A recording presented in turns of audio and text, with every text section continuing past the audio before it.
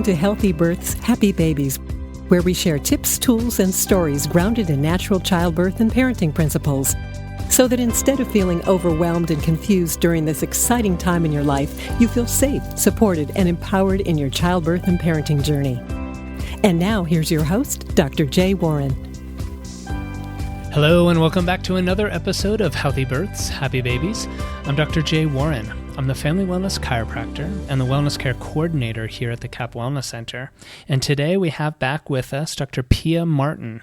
And today she's going to be talking with you about bouncing back after baby and looking at how nutrition can help you do that.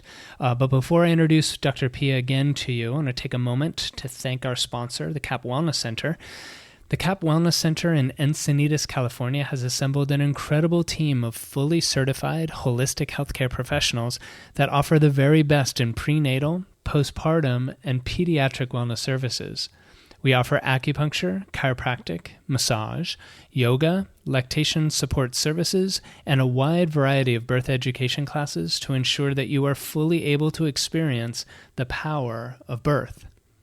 And now, if you haven't heard Dr. Pia's previous episodes, which was number 5 on the essentials of prenatal nutrition, and episode number 11, which was all about gestational diabetes, let me introduce her to you, and then we can jump into today's topic. Dr. Pia Martin is a practicing wellness doctor in San Diego, California. She's a graduate from Parker University in Dallas with a doctorate in chiropractic and certifications in clinical nutrition and wellness coaching. She's also an active member of the ICPA and author of hundreds of blog posts on healthy living. She specializes in providing custom nutritional health programs for new moms so they can have a healthy pregnancy and a healthy, happy baby. For more information on how to build a healthy human, visit drpia.com. And now, let me switch over to our conversation with Dr. Pia.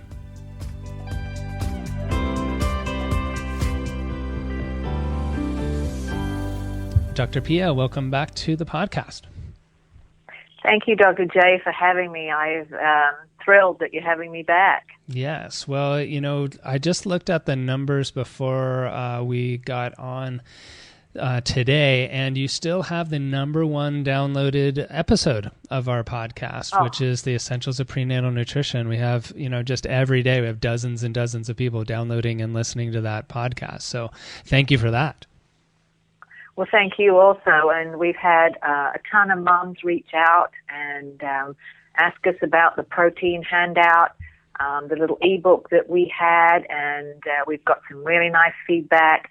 They love that it's simple and it has great graphics. It shows them what to do. So it's been such a joy for me to be able to support new moms in their journey and make them feel supported. So I'm thrilled to be back. Yes. And all of this information that you're sharing with us in the different episodes is from your book that you're writing, Building Healthy Humans. And I know, and I'm pleased to say that I think I wrote the last page yesterday. Well, congratulations. I didn't know that. All right. I know. I'm sure that I'm going to have to edit it many, many times over, but my goal is to have it out in the next few months and it be an easy read with some great graphics and good information for moms to really think about, preconception through the 4th trimester, about how to really think about birthing and building a healthy human and what that really means. Right. Well, and that kind of segues us right into today's topic, and that's really about bouncing back after birth. And one, that's for the woman, how to bounce back after birth, but it's also the time where you're setting up building a new healthy human, meaning your little baby that's coming in. So let's dive right in. Tell us more about what a woman's going to be, really wanting to think about right after birth. Well, there's a couple of different things, Jay. First of all, there's that euphoria feeling, the energy and the wonder and the love that flows between a mom and dad and their baby right after birth. It's like nothing else I think I've ever experienced or ever or they've ever experienced, particularly if it's their first child. And it's like being in a dreamland where something really powerful has taken place, and in fact it has. So I hope that for everyone that they had the gentle and beautiful birth that they wanted for their child. If not, then that's okay, and it's time to move forward with the healing process. Birth is also exhilarating and stressful at the same time, and it takes a lot of energy. So hopefully they've had some time to cocoon as a family. It's normal, though, once they start to settle back into a routine, it's normal for mom to feel a little bit of the baby blues after giving birth. During pregnancy, the placenta has guided the endocrine system to increase progesterone levels to a higher level than they would normally experience. Some moms tell me that they really only feel great when they're pregnant, which is a whole other episode.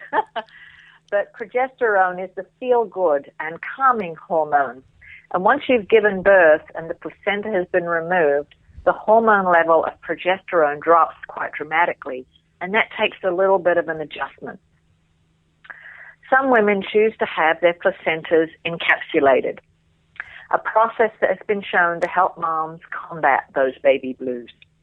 For more information on that, we suggest you talk to your doula or your healthcare provider and do your research and make sure that this is the right kind of decision for you and your family. If you had to have a C-section, then we suggest you treat this as a recovery from major surgery. You're going to need to detox the drugs, the antibiotics, and support tissue healing. To do that, we suggest adding the following to your healing plan. I like to use a proteolytic enzyme support. These enzymes taken away from food will help significantly with the recovery and act as an anti-inflammatory. Moms that introduce this kind of enzyme support into their diet or their daily planning heal much, much quicker from a C-section or any kind of other trauma through birth. We also suggest that you continue with your probiotics to support healthy gut flora, particularly after a course of antibiotics. And in some cases, you might need to have more for a short time. We also make sure you drink plenty of clean water, not only to flush out the toxins and tissue damage, but also to encourage adequate milk supply. In some cases, you'll also want to increase antioxidants like vitamin C and vitamin A for a short period. You might also want to consider arnica. Arnica is a homeopathic remedy that's used a lot to help with internal bruising and trauma. And lastly, we hope you continue to eat well and support the healing process to provide you and your baby with the healthy breast milk it needs. So that leads us right into what do you need for lactation, good milk production, and how does the diet affect breast milk? Right. And before you go into that, Dr. Pia, is that list that you just gave more for women that have had a C-section, or is that a list that could be taken by anyone to help support from the birth? I think if you've had a normal, healthy birth, I would not suggest adding any more than what you're already doing.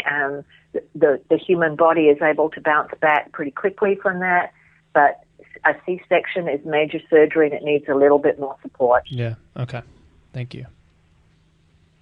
So then that leads into, how to support healthy lactation, one calorically, but then also other foods that I would imagine would help boost that milk production. Yeah, that's true, Jay. Research has shown that breastfeeding is the very best option for your new baby. Study after study concludes that breastfed babies thrive and outperform cognitive skills than bottle-fed babies at a much higher level. Nature innately knows how to formulate the right nutrients for babies' needs. We know that in today's world it's challenging to breastfeed your baby until it's naturally weaned. However, we strongly suggest that you allow 3 months as a minimum time frame. We'd also mention that bonding that occurs between mom and baby during breastfeeding and the act of providing nourishment from one human to another cannot be denied as incredibly special. So, in other words, there's this pheromones that go between mom and baby that are equally as important as the nourishment of the milk itself. Breast milk contains colostrum, mother's colostrum, which is very, very high in antibodies, and along with the vaginal birth, provide a huge jump start to a strong immune system for your newborn baby.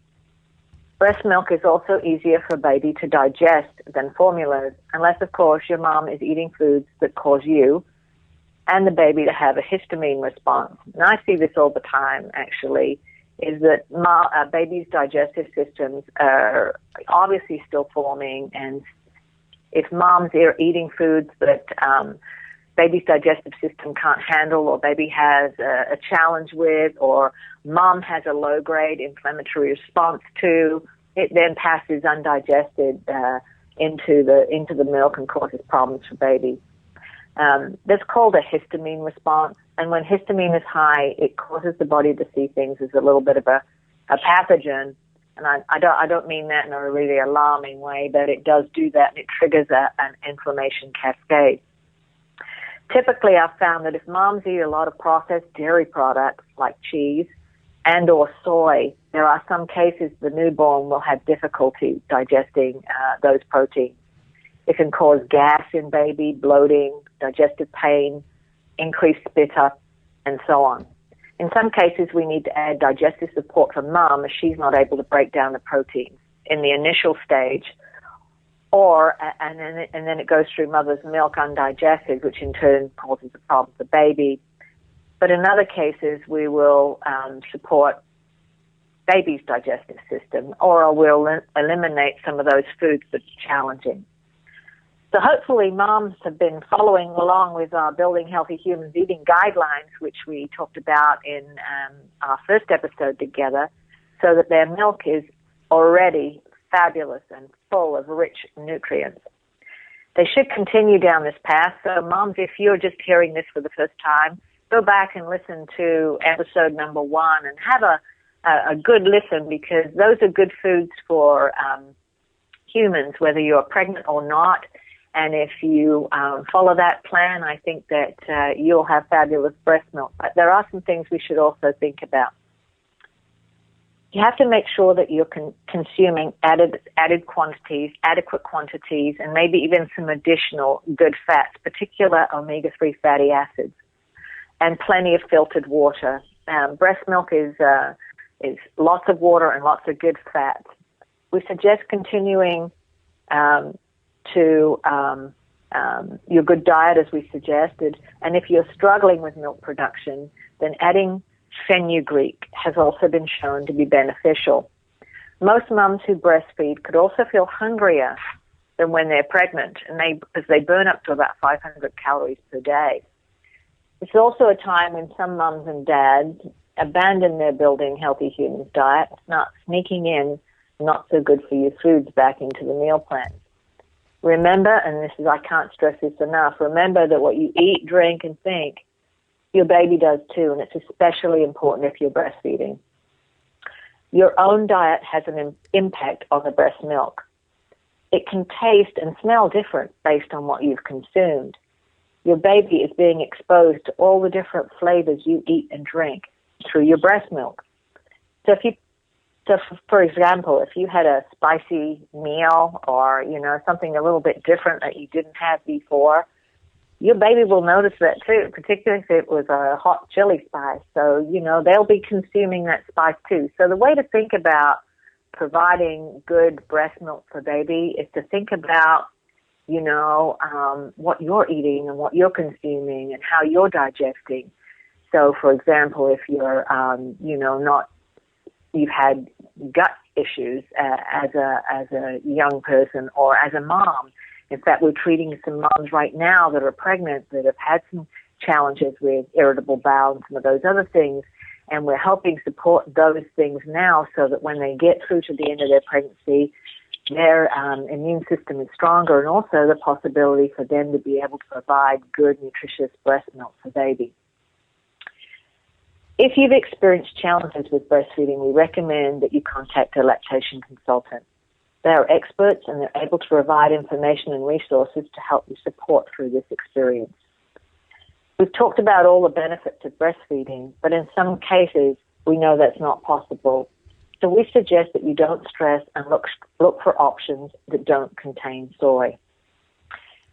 We recommend a recipe that's derived from Western Price Foundation and also recommended highly by David Asprey, who's a published nutrition expert.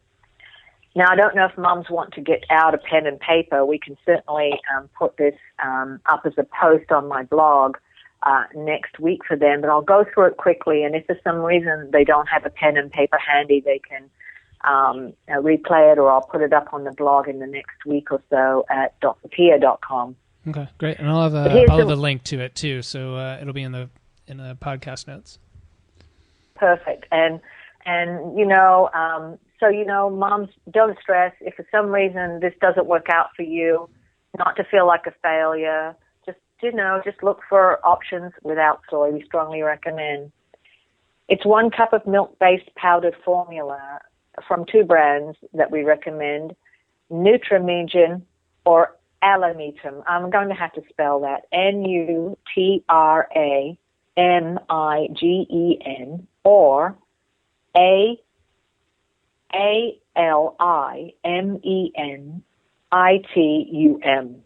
So that's a milk-based powdered protein from organic sources. Then you'll add some filtered water, 1 ounce raw organic egg yolk, half a teaspoon of cod liver oil, raw organic cream. So that's something you're going to have to look for. So you're going to have to look for raw organic sources, and you can get onto Google and look for that. 1 teaspoon of pure oil, sunflower, walnut, or sesame. We suggest that you rotate those so that baby has sunflower one day, walnut, sesame, and so on, and a teaspoon of MCT oil, which is derived from coconut. You blend thoroughly and refrigerate, and then when you get ready to heat that, you put it into the bottle, and you put the bottle into the hot water, and you do not overheat, because if you overheat the formula, you will denature the protein. So if you're struggling, that's the recipe that we like. And as I said, there's lots of good formulas out there. Do your research. And, not to stress is the big one, I think, and not feel like you were a disappointment because you weren't able to breastfeed. So that's huge. I just want to touch a little bit on probiotics and breastfeeding, if I could. Sure. In some cases, because babies have had challenges with the milk itself, we've suggested a probiotic for baby in addition to mom. This is usually the case where the birth has been difficult and there's been a need for surgery or antibiotic medication. We've also suggested additional probiotics for babies who have come to us experiencing immune challenges and difficulty with feeding. There's some great baby formulas out there. However, we like to use mom's probiotic. And here's what we do. We usually break open the capsule and put a little tip on the finger and have baby suck it off the finger. That way they'll start digestion immediately. And baby can absorb that probiotic quickly, and it begins to work. And it doesn't taste all that bad. Good. Yeah. And is that something that will probiotics, will they go from the mom to baby through the breast milk? Or is it... They will. They will, okay. They will, but in some cases, in a perfect world, they will, and mom's been taking that also through her pregnancy to also support good gut health. But in some cases where there's been a challenging birth or some trauma, there might be a need for baby to have additional probiotics, particularly if they were in the neonatal and exposed to a lot of other types of procedures and stress. There's a good chance that their immune system is taking a little bit longer to, form. Therefore, they're having a little bit more of a challenge with digestion. Right. So when breast milk is, when breastfeeding and lactation is a problem, we first look at what foods mom is eating, number one. Are there foods that need to be eliminated from the diet? Those, as we talked about, those could be dairy or soy, or could be eggs.